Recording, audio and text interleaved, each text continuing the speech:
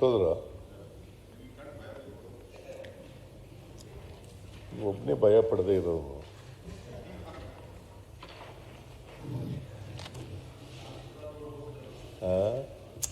ಆಯಿತು ಬೆಲ್ಲ ಎಲ್ಲರೂ ಗೌರವ ಕೊಡ್ತಾರೆ, ಒಬ್ಬ ಕೊಡಲ್ಲ. ಓಕೆ, ಕಳೆದ ಅಧಿವೇಶನದ ನಂತರ ಈ ಮನೆಯ ಮಾನ್ಯ ಸದಸ್ಯರು ಮತ್ತು ಇತರ ಗಣ್ಯರು ನಿಧನರಾಗಿದ್ದಾರೆ.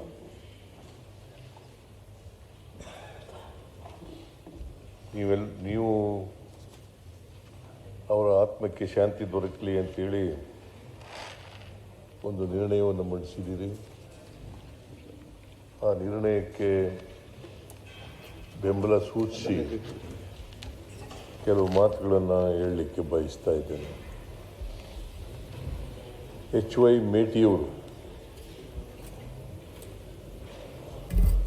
ಅವರು ಮಾಜಿ ಸಚಿವರು ಆಗಿದ್ದಂಥವ್ರು. ಕೆಳ ಹಂತದಿಂದ ಮಂಡಲ ಪಂಚಾಯಿತಿ ಚೇರ್ಮನ್ರಾಗಿ ಮೇಲಕ್ಕೆ ಬಂದು ಈ ಮನೆಯ ಸದಸ್ಯರು ಅಷ್ಟೇ ಅಲ್ಲ, ಪಾರ್ಲಿಮೆಂಟ್ ಸದಸ್ಯರು ಕೂಡ ಆಗಿದ್ದರು. ಆಮೇಲೆ 96ರಲ್ಲಿ 1994ನಲ್ಲಿ ಮಿನಿಸ್ಟರ್ ಆದರು, ಫಾರೆಸ್ಟ್ ಮಿನಿಸ್ಟರ್ ಆದರು. ಆಮೇಲೆ 2013ರಲ್ಲಿ ಎಕ್ಸೈಸ್ ಮಿನಿಸ್ಟರ್ ಆಗಿದ್ದರು. ಭಾಳ ಸಜ್ಜನ. ಬಹುಶಃ ನಾವು ಒಬ್ಬ ಸಜ್ಜನ ರಾಜಕಾರಣಿಯನ್ನು ಕಳ್ಕೊಂಡಿದ್ದೀವಿ ಅಂತಕ್ಕಂಥ ಮಾತುಗಳನ್ನು ಹೇಳಲಿಕ್ಕೆ ಬಯಸ್ತಾ ಇದ್ದೇನೆ. ಸಭ್ಯ, ಸಜ್ಜನ, ಪ್ರಾಮಾಣಿಕ. ಯಾಕಂದರೆ ನನಗೆ 1983 ಅವತ್ತಿನಿಂದ ಒಡನಾಟ ಇದೆ. 1983 ನಾನು ವಿಧಾನಸಭೆಗೆ ಶಾಸಕನಾಗಿ ಆಯ್ಕೆ ಬಂದಾಗ ಸಂದರ್ಭದಲ್ಲಿ ಅವರು MLA ಆಗಿರಲಿಲ್ಲ, ಆದರೂ ಕೂಡ ನನಗೆ ಪರಿಚಯ ಇತ್ತು. ಅವತ್ತಿನಿಂದ ಇವತ್ತಿನವರೆಗೆ ಸಾಯೋವರೆಗೂ ಕೂಡ ಅವರು ಭಾಳ ನಿಷ್ಠಾವಂತ ಕಾರ್ಯಕರ್ತನಾಗಿ, ಕಾಂಗ್ರೆಸ್ ಕಾರ್ಯಕರ್ತನಾಗಿ ಉಳ್ಕೊಂಡಿದ್ದರು ಅಂತಕ್ಕಂಥ ಮಾತುಗಳನ್ನು ಹೇಳಲಿಕ್ಕೆ ಬಯಸ್ತಾ ಇದ್ದೇನೆ. ಅವರು ಬಿಲ್ಕೆರೂರು ಮಂಡಲ ಪಂಚಾಯಿತಿ ಚೇರ್ಮನ್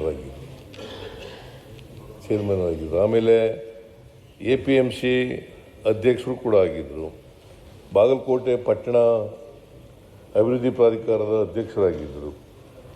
MSILನ ಅಧ್ಯಕ್ಷರಾಗಿ ಕೂಡ ಇದ್ದರು. DCC ಬ್ಯಾಂಕ್ನ ನಿರ್ದೇಶಕರಾಗಿ ಕೂಡ ಇದ್ದರು. ಅಂದರೆ ನಾನು ಯಾಕೆ ಇವನ್ನೆಲ್ಲ ಹೇಳ್ತಾ ಇದ್ದೀನಿ ಅಂತಂದರೆ, ಅವರು ಕ್ಷೇತ್ರ ಬರೀ ರಾಜಕಾರಣ ಅಷ್ಟೇ ಅಲ್ಲ, ಬೇರೆ ಬೇರೆ ಕ್ಷೇತ್ರಗಳಲ್ಲೂ ಕೂಡ ಅವರು ತಮ್ಮ ಛಾಪನ್ನು ಮೂಡಿಸ್ತಕ್ಕಂಥ ಪ್ರಯತ್ನವನ್ನು ಮಾಡಿದರು. ಅವರು ನಿಜ ಹೇಳಬೇಕು ಅಂತಂದರೆ ನನ್ನ ಅನುಯಾಯಿ ಅಂತಲೇ ಹೇಳಬೇಕು. ಅವ್ರಿಗೆ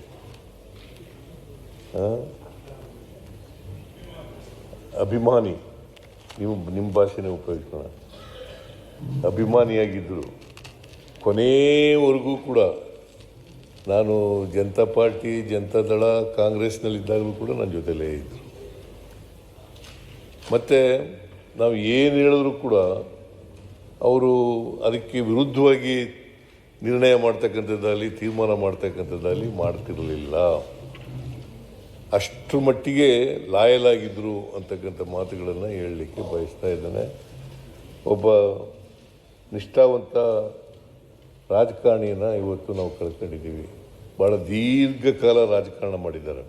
89ರಲ್ಲಿ ಶಾಸಕರಾದದ್ದು, ಆಮೇಲೆ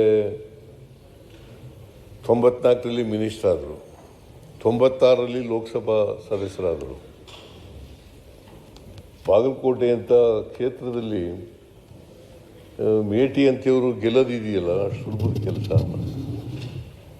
ನಾನು ಯಾಕೆ ಈ ಮಾತನ್ನ ಹೇಳ್ತಾ ಇದ್ದೀನಿ ಅಂತಂದರೆ, ಅಷ್ಟರ ಮಟ್ಟಿಗೆ ಎಲ್ಲ ಜನರ ಜೊತೆಲೂ ಕೂಡ ಭಾಳ ಜಾತ್ಯತೀತ ವ್ಯಕ್ತಿ ಮೇಟಿಯವರು. ಹಾಗಾಗಿ ಬರೀ ಕುರುಬ ಅವರನ್ನು ಪ್ರೀತಿಸ್ತಾ ಇದ್ದರು, ಗೌರವಿಸ್ತಾ ಇದ್ದರು, ಅಭಿಮಾನದಿಂದ ಕಾಣ್ತಾ ಇದ್ದರು. ಹಾಗಾಗಿ ಅವರು ಒಬ್ಬ ಜಾತ್ಯತೀತ ರಾಜಕಾರಣಿ ಅಂತಕ್ಕಂಥ ಮಾತುಗಳನ್ನು ಹೇಳಲಿಕ್ಕೆ ಬಯಸ್ತಾ ಇದ್ದೇನೆ. ಅವರು ನಮ್ಮನ್ನು ಅಗಲಿದ್ದಾರೆ. ಅವರ ಆತ್ಮಕ್ಕೆ ಚಿರಶಾಂತಿ ದೊರಕಲಿ ಅಂತೇಳಿ ನಾನು ಒಂದು ಸಾರಿ 96ರಲ್ಲಿ ಅಲ್ಲಿ ಸರ್ವೆ ಮಾಡಿಸಿದ ಬಾಗಲಕೋಟೆಯಲ್ಲಿ ಪಾರ್ಲಿಮೆಂಟ್ಗೆ ಅಂತಕ್ಕಂಥ ಸರ್ವೆ. ಇವ್ರಿಗೆ ಪಾಪ ಅಷ್ಟೊಂದು ಹಿಂದಿ ಬರ್ತಾ ಇರಲಿಲ್ಲ. ನಾನು ನಿಂತ್ಕೊಳ್ಳಿ ಭೇಟಿಯವರೇ, ನೀವು ನಿಂತ್ಕೊಳ್ಳಿ, ನೀವೇ ಗೆಲ್ಲೋದು ಅಂತ ಸರ್ವೆನಲ್ಲಿದೆ, ನಿಂತ್ಕೊಳ್ಳಿ ಅಂತ ಹೇಳಿದ ತಕ್ಷಣವೇ 96ರಲ್ಲಿ ಮರು ಮಾತಾಡದೇನೆ ಪಾರ್ಲಿಮೆಂಟ್ ಚುನಾವಣೆಗೆ ನಿಂತು.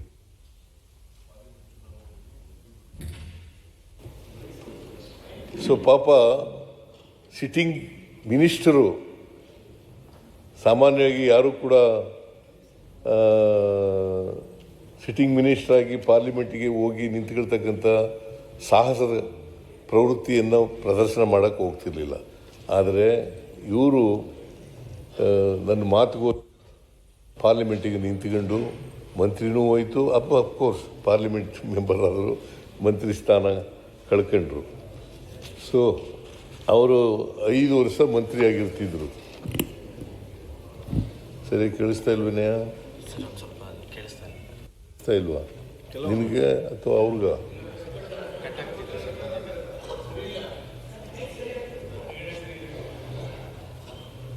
ಸೊ ಅವರು ನನಗೆ ವೈಯಕ್ತಿಕವಾಗೂ ಕೂಡ ನಷ್ಟ ಆಗಿದೆ. ಉತ್ತರ ಕರ್ನಾಟಕದಲ್ಲಿ ಒಬ್ಬ ಅಭಿಮಾನಿಯನ್ನು ಕಳ್ಕೊಂಡಿರ್ತಕ್ಕಂಥದ್ದು ನನಗೆ ವೈಯಕ್ತಿಕವಾಗಿ ನಷ್ಟ ಆಗಿದೆ. ಅಷ್ಟೇ ಅಲ್ಲ, ಬಾಗಲಕೋಟೆ ಉತ್ತರ ಕರ್ನಾಟಕ ಭಾಗದಲ್ಲಿ ಅಪಾರವಾದಂಥ ನಷ್ಟ ಆಗಿದೆ. ಕಾಂಗ್ರೆಸ್ ಪಕ್ಷಕ್ಕೂ ಕೂಡ ನಷ್ಟ ಆಗಿದೆ ಅಂತಕ್ಕಂಥ ಮಾತುಗಳನ್ನು ಹೇಳಿ ಅವರ ಆತ್ಮಕ್ಕೆ ಚಿರಶಾಂತಿ ದೊರಕಲಿ. ಅವರಿಗೆ 3 ಜನ ಮಕ್ಕಳಿದ್ದಾರೆ, ಒಬ್ಬ ಹೆಣ್ಮಗಳು, 2 ಗಂಡು ಮಕ್ಕಳು. ವೃತ್ತಿನಲ್ಲಿ ಕೃಷಿಕರು, ಇವರು ಮೂಲತಃ ಕೃಷಿಕರು. ಆಮೇಲೆ ರಾಜಕಾರಣ ಪ್ರಾರಂಭ ಮಾಡಿದ್ದು ಮಂಡಲ ಪಂಚಾಯಿತಿ ಅಧ್ಯಕ್ಷನಾಗಿ ರಾಜಕಾರಣ ಪ್ರಾರಂಭ ಮಾಡಿದ್ರು. ಅಲ್ಲಿಂದ ಕೊನೆಯವರೆಗೂ ಕೂಡ ಈ ಸದನದ ಸದಸ್ಯರ ಕೂಡ ಇದ್ದರು. ಪಾಪ ಸಿಟ್ಟಿಂಗ್ ಮೆಂಬರು. ಅವರಿಗೆ ನಾನು ಆಸ್ಪತ್ರೆಗೆ ಹೋಗಿ ನೋಡ್ಕೊಂಡು ಬಂದಿದ್ದೆ. ಆಸ್ಪತ್ರೆಗೆ ಹೋದಾಗ ನಾನು ಇನ್ನೂ 10 ವರ್ಷ ಬದುಕ್ತೀನಿ ಅಂತ ಪಾಪ ಹೇಳಿದ್ರು. 10 ವರ್ಷ ಬದುಕ್ತೀನಿ ನಾನು ಅಂತ ಹೇಳಿದ್ರು. ಆಮೇಲೆ ನಾನು ಮೈಸೂರಿಗೆ ಹೋಗಿದ್ದೆ. ಮೈಸೂರಿಗೆ ಅವರ PA ಒಬ್ಬರು ಇದ್ದಾರೆ, ಶೆಟ್ಟರ್ ಅಂತ, ಶೆಟ್ಟರ್ ಒಳೆ ಬಸ್ಸು ಶೆಟ್ಟರ್ ಅಂತ ಇದೆ. ಅವರು ಯಾವಾಗಲೂ ಇವ್ರ ಜೊತೆಯಲ್ಲಿ ಇರ್ತಿದ್ರು. ನನಗೆ ಫೋನ್ ಮಾಡಿದ್ರು, ಸರ್ ಯಾಕೋ ಕಷ್ಟ ಇದೆ ಅಂತ ಹೇಳಿ. ನಾನು ಮೈಸೂರಿನಲ್ಲಿ ಇದ್ದವನು ಕೂಡಲೇ ಬಂದೆ. ಆಮೇಲೆ ಬಂದು ನೋಡಿದ್ರೆ ನಿಧನರಾಗಿದ್ದರು. ಸೊ ಅಂಥ ಒಬ್ಬ ಅಪರೂಪದ ರಾಜಕಾರಣಿಯನ್ನು ನಾವು ಇವತ್ತು, ಮತ್ತು ಯಾರಿಗೂ ಕೂಡ ವೈರತ್ವ ಇರಲಿಲ್ಲ ಅವರಿಗೆ. ವಿರೋಧ ಪಕ್ಷದವ್ರ ಜೊತೆಲೂ ಚೆನ್ನಾಗಿದ್ದರು, ಜನಗಳ ಜೊತೆಲೂ ಚೆನ್ನಾಗಿದ್ದರು, ನಮ್ಮ ಜೊತೆಲೂ ಚೆನ್ನಾಗಿದ್ದರು. ಪೊನ್ನಣ್ಣವರೇ,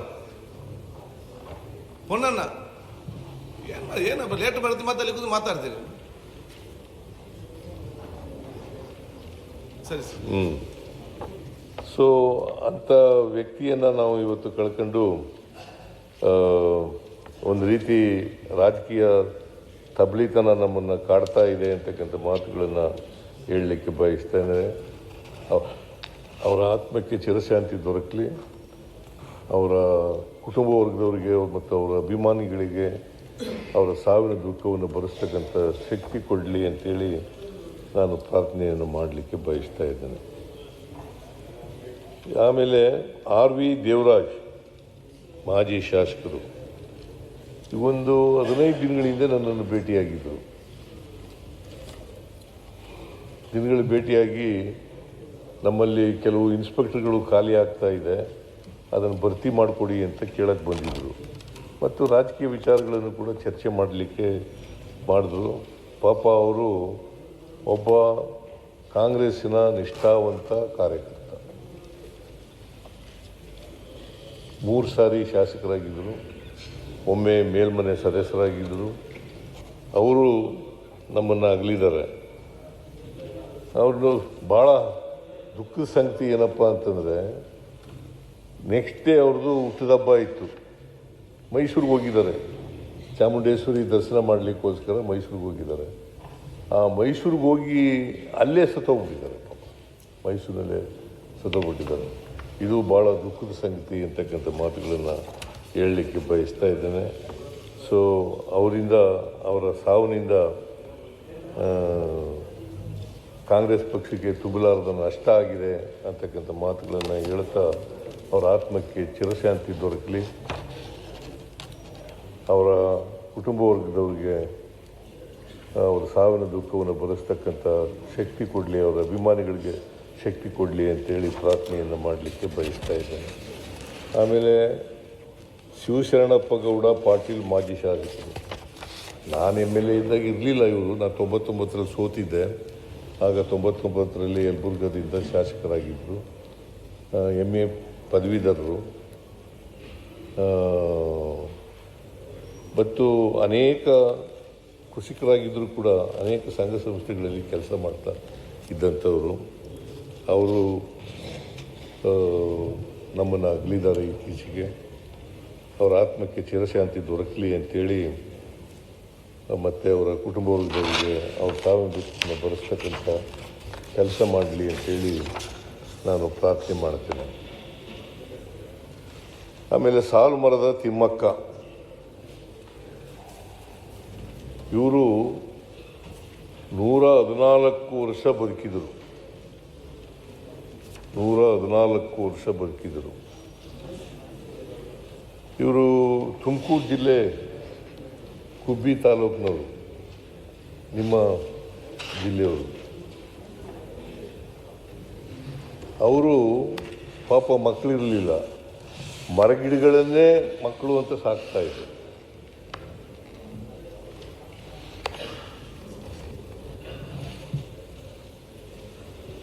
ಅವರು ಸುಮಾರು 4,000 ಮರಗಿಡಗಳನ್ನು ನೆಟ್ಟಿದ್ರು. ಅಷ್ಟೇ ಅಲ್ಲ, ಅದನ್ನು ಪೋಷಣೆ ಕೂಡ ಮಾಡ್ತಕ್ಕಂಥ ಕೆಲಸವನ್ನು ಮಾಡ್ತಾಯಿದ್ರು.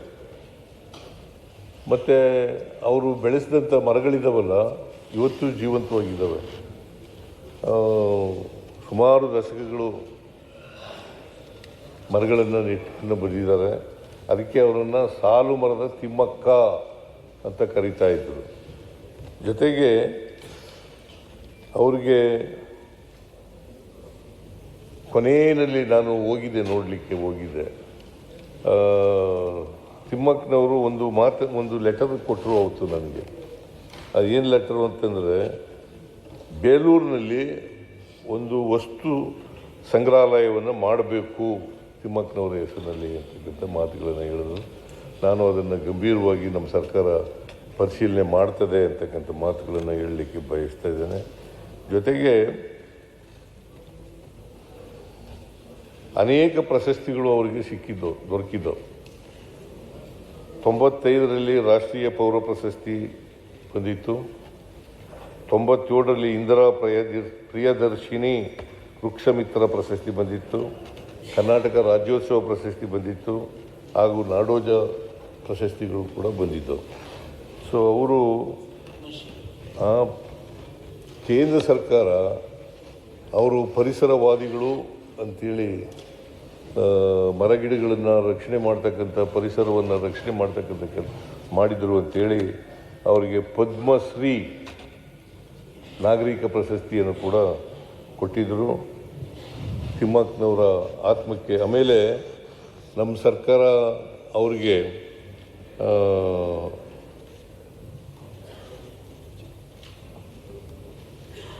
ಪರಿಸರದ ಬಗೆಗಿನ ಅತೀವ ಕಾಳಜಿಯನ್ನು ಪರಿಗಣಿಸಿ ಸರ್ಕಾರವು ಇವರಿಗೆ ಸಂಪುಟ ದರ್ಜೆ ಸ್ಥಾನಮಾನ ನೀಡಿ ಪರಿಸರ ರಾಯಭಾರಿಯನ್ನಾಗಿ ಮಾಡಿತ್ತು. ಆಮೇಲೆ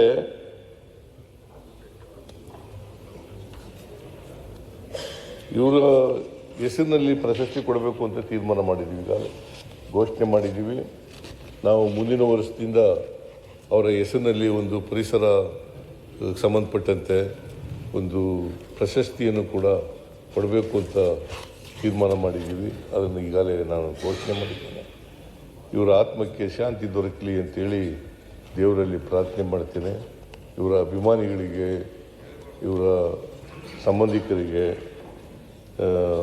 ಇವರ ಸಾವಿನ ದುಃಖವನ್ನು ಭರಿಸ್ತಕ್ಕಂಥ ಶಕ್ತಿ ಕೊಡಲಿ ಅಂತೇಳಿ ಪ್ರಾರ್ಥನೆಯನ್ನು ಮಾಡ್ತೇನೆ. ಪದ್ಮಭೂಷಣ ಎಸ್.ಎಲ್. ಭೈರಪ್ಪ, ಹಿರಿಯ ಸಾಹಿತಿ. ಇವರು ಕರ್ನಾಟಕ ಕಂಡಂಥ, ದೇಶ ಕಂಡಂತೆ ಅಂತ ಹೇಳ್ಬೋದು. ಒಬ್ಬ ಹಿರಿಯ ಸಾಹಿತಿ ಅಷ್ಟೇ ಅಲ್ಲ, ಒಬ್ಬ ಶ್ರೇಷ್ಠ ಕಾದಂಬರಿಕಾರ. ಸುಮಾರು 25 ಕಾದಂಬರಿಗಳನ್ನು ಅವರು ಬರೆದಿದ್ದಾರೆ. ಅವರು ಹಳ್ಳಿನಲ್ಲಿ ಹುಟ್ಟಿರೋದು, ಎಂಥ ಊರದು, ಸಂತೆ ಶಿವಾರ ಗ್ರಾಮದಲ್ಲಿ ಜನಿಸಿದರು. ಚನ್ನರಾಯಪಟ್ಟಣ ತಾಲೂಕು, ಹಾಸನ ಜಿಲ್ಲೆ ಅಲ್ಲಿ ಹುಟ್ಟಿದ್ರು. ಬಟ್ ಭಾಳ ಬಡತನದ ಕುಟುಂಬದಲ್ಲಿ ಬದುಕಿದರು. ಬಡತನದ ಕುಟುಂಬದಿಂದ ಬಂದಿದ್ದಂಥವರು. ಆದರೂ ಕೂಡ ಕನ್ನಡದಲ್ಲಿ MA ಮಾಡಿದರು. ಅಲ್ಲ, ಕನ್ನಡದಲ್ಲಿ ಅಂತೀನಿ, ಇದು ಎಂಥದ್ದು, ಫಿಲಾಸಫಿನಲ್ಲಿ MA ಮಾಡಿದರು. ಅವ್ರಿಗೆ ಚಿನ್ನದ ಪದಕ ದೊರಕಿತ್ತು. ನಮ್ಮ ಮೈಸೂರಿನಲ್ಲೇ ವಾಸ ಇದ್ದರು. ಕೊನೆಯಲ್ಲಿ ವಿಶ್ವವಾಣಿ ಪತ್ರಿಕೆಯವರು ಇದ್ರಲ್ಲ, ಯಾರು ಸಂಪಾದಕರು, ವಿಶ್ವೇಶ್ವರ ಭಟ್, ಅವ್ರ ಮನೆಯಲ್ಲಿ ಇದ್ದರು. ನಾನು ಅವ್ರು ಸಾಯೋಕ್ಕಿಂತ ಮುಂಚಿತವಾಗಿ ಒಂದು ವರ್ಷ ಅಂತ ಅನಿಸುತ್ತೆ, 1 ವರ್ಷನೂ ಆಗಿಲ್ಲ, 6 ತಿಂಗಳು ಆಗಿರಬೇಕು. 6 ತಿಂಗಳಲ್ಲಿ ನಾನು ವಿಶ್ವವಾಣಿ ಪತ್ರಿಕೆಯವ್ರದ್ದು ಒಂದು ಪ್ರವಾಸ ಕಥನ ಅಂತ ಒಂದು ಪುಸ್ತಕ, ಪ್ರವಾಸಿ, ನೀವು ಬಂದಿದ್ರಿ, ಆಗ ಬಂದಿದ್ದರು ಅವರು, ಭೈರಪ್ಪನವ್ರು ಬಂದಿದ್ದರು. ಸೊ ಅವತ್ತು ಆರೋಗ್ಯವಾಗಿ ಇದ್ದರು. ಬಟ್ ವಯಸ್ಸಾಗಿತ್ತು, 94 ವರ್ಷ ವಯಸ್ಸಾಗಿತ್ತು. ಬಟ್ ಕಿವಿ ಅಷ್ಟೊಂದು ಕೇಳಿಸ್ತಾ ಇರಲಿಲ್ಲ. ಬಟ್ ಇನ್ನು ಬಾಕಿಯೆಲ್ಲ ಮೆಂಟಲ್ ಫ್ಯಾಕಲ್ಟಿ ಎಲ್ಲ ಭಾಳ ಚೆನ್ನಾಗಿತ್ತು. ಅಂಥವರು ಆಮೇಲೆ ಇಂಗ್ಲೀಷ್ನಲ್ಲಿ ರಚಿಸಿದ ಸತ್ಯ ಮತ್ತು ಸೌಂದರ್ಯ ಎಂಬ ಮಹಾಪ್ರಬಂಧಕ್ಕೆ ಬರೋಡದ ಮಹಾರಾಜ ಸಯಾಜಿರಾವ್ ಸಿದ್ಧಾರ್ಥದಿಂದ ಡಾಕ್ಟರೇಟ್ ಪದವಿ ಕೂಡ ಸಿಕ್ಕಿತ್ತು.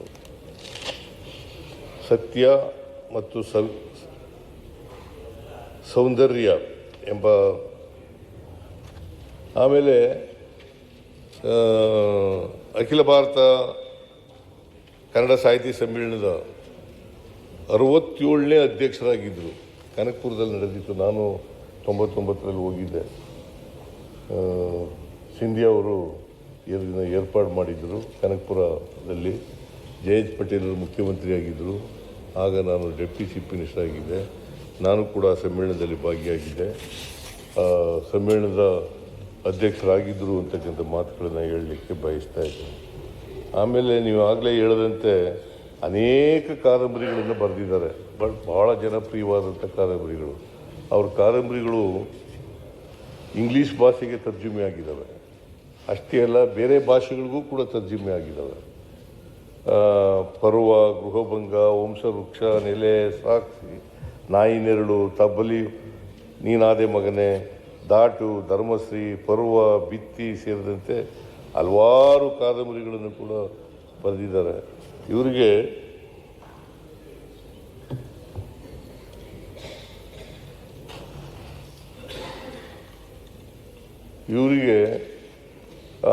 ಪರ್ವ ಕಾದಂಬರಿ ಇದೆಯಲ್ಲ, ಅದು ಭಾಳ ಜನಪ್ರಿಯವಾದಂಥ ಕಾದಂಬರಿ. ನಾನು ಕೆಲವು ಮಾತ್ರ ಓದಿದ್ದೀನಿ, ಎಲ್ಲನೂ ಓದೋಕ್ಕಾಗಿಲ್ಲ. ಅವರ ಕಾದಂಬರಿಗಳನ್ನೆಲ್ಲ ಓದೋಕ್ಕಾಗಿಲ್ಲ, ಕೆಲವು ಮಾತ್ರ ಓದಿದ್ದೀನಿ. ಬಟ್ ಮೈಸೂರಿನಲ್ಲಿ ಕೊನೆಯಲ್ಲಿ ರೀಜನಲ್ ಕಾಲೇಜಿನಲ್ಲಿ ಪ್ರೊಫೆಸರ್ ಆಗಿದ್ದರು. ಆಮೇಲೆ ಬೇರೆ ಬೇರೆ ಕಡೆಯೂ ಕೂಡ ಪ್ರೊಫೆಸರ್ ಆಗಿ ಕೆಲಸ ಮಾಡಿದರು. NCERT ಅದರಲ್ಲೂ ಕೂಡ ಇದ್ದರು ಅಂತಕ್ಕಂಥ ಮಾತುಗಳನ್ನು ಹೇಳಲಿಕ್ಕೆ ಬಯಸ್ತಾ ಇದ್ದೇನೆ.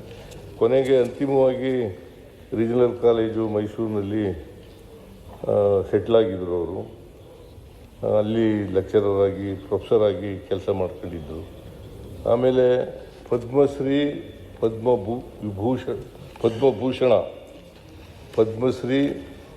ಪದ್ಮಭೂಷಣ ಸರಸ್ವತಿ ಸಮ್ಮಾನ್, ಆಮೇಲೆ ಕನ್ನಡ ಸಾಹಿತ್ಯ ಅಕಾಡೆಮಿ ಪ್ರಶಸ್ತಿ, ಕೇಂದ್ರ ಸಾಹಿತ್ಯ ಅಕಾಡೆಮಿ ಪ್ರಶಸ್ತಿ, ಪಂಪ ಪ್ರಶಸ್ತಿ, NTR ರಾಷ್ಟ್ರೀಯ ಪ್ರಶಸ್ತಿ, ಡಾಕ್ಟರ್ ಬೆಟಗೇರಿ ಕೃಷ್ಣಸಮ ಪ್ರಶಸ್ತಿ ಸೇರಿದಂತೆ ಹಲವಾರು ಪ್ರಶಸ್ತಿಗಳಿಗೆ ಭಾಜನರಾಗಿದ್ದರು. ಅಂದರೆ ಅವರು ಒಳ್ಳೆ ವಿದ್ಯುತ್ತನ್ನು ಪಡ್ಕೊಂಡಿದ್ದರು. ಹಳ್ಳಿನಲ್ಲಿ ಹುಟ್ಟಿದ್ರು ಕೂಡ ವಿದ್ವಾಂಸರಾಗಿ ಇದ್ದರು ಅಂತಕ್ಕಂಥ ಮಾತುಗಳನ್ನು ಹೇಳಲಿಕ್ಕೆ ಬಯಸ್ತಾ ಇದ್ದೇನೆ. ಅವರಿಗೆ ಇವರು ಭೈರಪ್ಪನವರು ಭಾಳ ಸರಳವಾದಂಥ ವ್ಯಕ್ತಿ. ಅವರಿಗೆ ಯಾಕಂತಂದರೆ ಐಡಿಯಾಲಜಿಕಲಿ ನಮಗೆಲ್ಲ ಡಿಫ್ರೆನ್ಸ್ ಇದ್ದರೂ ಕೂಡ ಅವರು ಕಾದಂಬರಿಕಾರ, ಒಳ್ಳೆ ಶ್ರೇಷ್ಠ ಕಾದಂಬರಿಕಾರ ಅಂತಕ್ಕಂಥ ಗೌರವ ಇತ್ತು. ಹಾಗಾಗಿ ನಾನು ಅವರು ಶವ ನೋಡೋಕ್ಕೂ ಕೂಡ ಹೋಗಿದ್ದೆ ನಾನು. ಮತ್ತು ಎಲ್ಲ ಸರ್ಕಾರದ ಗೌರವಗಳೊಡನೆ ಅವ್ರನ್ನ ಮಾಡ್ತಕ್ಕಂಥ ಕೆಲಸ ಮಾಡಿದ್ದೆ. ಅವರು ಸ್ಮಾರಕ ಮಾಡ್ತೀವಿ ಅಂತ ಹೇಳಿದ್ವಿ, ಮೈಸೂರಿನಲ್ಲಿ ಅವರು ಸ್ಮಾರಕ ಮಾಡ್ತೀವಿ ಅಂತ ಹೇಳಿದ್ದೀವಿ. ಸ್ಮಾರಕ ಕೂಡ ಮಾಡ್ತೇವೆ ಅಂತಕ್ಕಂಥ ಮಾತುಗಳನ್ನು ಈ ಸಂದರ್ಭದಲ್ಲಿ ಹೇಳಲಿಕ್ಕೆ ಬಯಸ್ತಾ ಇದ್ದೇನೆ. ಅವರ ಆತ್ಮಕ್ಕೆ ಚಿರಶಾಂತಿ ದೊರಕಲಿ. ಅವರ ಕುಟುಂಬ ವರ್ಗದವರು, ಅವ್ರ ಮಡದಿ ಇನ್ನೂ ಬದುಕಿದ್ದಾರೆ, ಅವರಿಬ್ಬರು ಮಕ್ಕಳುಗಳು ಬದುಕಿದ್ದಾರೆ. ಅವರಿಗೆ ಅವರ ಸಾವಿನ ದುಃಖವನ್ನು ಭರಿಸ್ತಕ್ಕಂಥ ಶಕ್ತಿ ಕೊಡಲಿ, ಅವರ ಅಭಿಮಾನಿಗಳಿಗೆ ಶಕ್ತಿ ಕೊಡಲಿ ಅಂತೇಳಿ ಪ್ರಾರ್ಥನೆಯನ್ನು ಮಾಡಲಿಕ್ಕೆ ಬಯಸ್ತಾ ಇದ್ದೇನೆ. ಆಮೇಲೆ MS ಉಮೇಶ್, ಇವರು ಮೈಸೂರಿನವರು.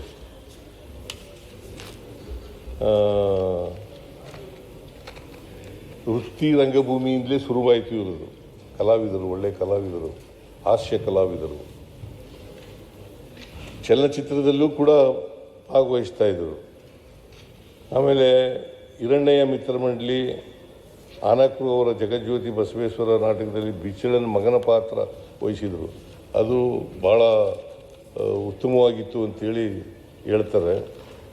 ಗುಬ್ಬಿ ವೀರಣ್ಣ, K. ಹಿರಣ್ಣಯ್ಯ, MC ಮಹದೇವಸ್ವಾಮಿ ಅಂತಹ ರಂಗ ದಿಗ್ಗಜರೊಡನೆ ಆ ಗರಡಿನಲ್ಲಿ ತಯಾರಾಗಿದ್ದಂಥವರು.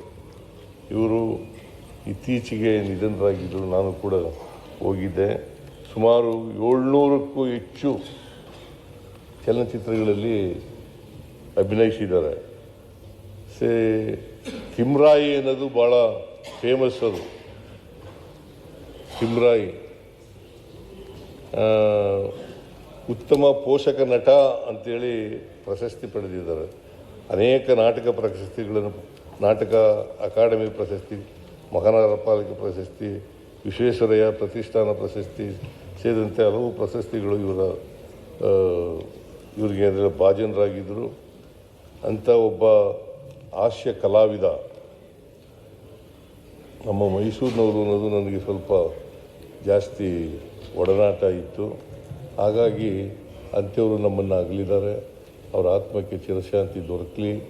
ಅವರ ಕುಟುಂಬ ವರ್ಗದವರಿಗೆ ಒಬ್ಬ ಮಗ ಮತ್ತು ಮಗಳು, ಮಗ ತೀರೋಗ್ಬಿಟ್ರು, ಮಗಳಿದ್ದಾಳೆ, ಈಗಲೂ ಕೂಡ ಇದ್ದಾಳೆ. ಅವಳು ಕೂಡ ಸಿನಿಮಾದಲ್ಲಿ ನಟನೆ ಮಾಡ್ತಾಯಿದ್ಲು. ಅವರ ಆತ್ಮಕ್ಕೆ ಚಿರಶಾಂತಿ ದೊರಕಲಿ, ಅವರ ಸಾವಿನ ದುಃಖ ಭರಿಸ್ತಕ್ಕಂಥ ಶಕ್ತಿ ಕೊಡಲಿ ಅವರಿಗೆ ಅಂತೇಳಿ ಪ್ರಾರ್ಥನೆ ಮಾಡಿ ನನ್ನ ಮಾತುಗಳನ್ನು ಮುಗಿಸ್ತೇನೆ. ನೀವು ತಂದಿರ್ತಕ್ಕಂಥ ನಿರ್ಣಯಕ್ಕೆ ಬೆಂಬಲ ಕೋರಿ ನನ್ನ ಮಾತುಗಳನ್ನು ಮುಗಿಸ್ತೇನೆ. ಪ್ರತಿಪಕ್ಷ ನಾಯಕರು, ಇದು ಸಂತಾಪ ಮತ್ತು ಸಂಧಾನ ನಡೀತಾ ಇದೆ. ಅದರ ಗೌರವ ಮತ್ತು ಪಾವಿತ್ರ್ಯವನ್ನು ಎಲ್ಲ ಸದಸ್ಯರು ಕಾಪಾಡಬೇಕು ಅಂತ ಕೇಳುತ್ತೇನೆ. ಅಲ್ಲ, ಸಂತಾಪ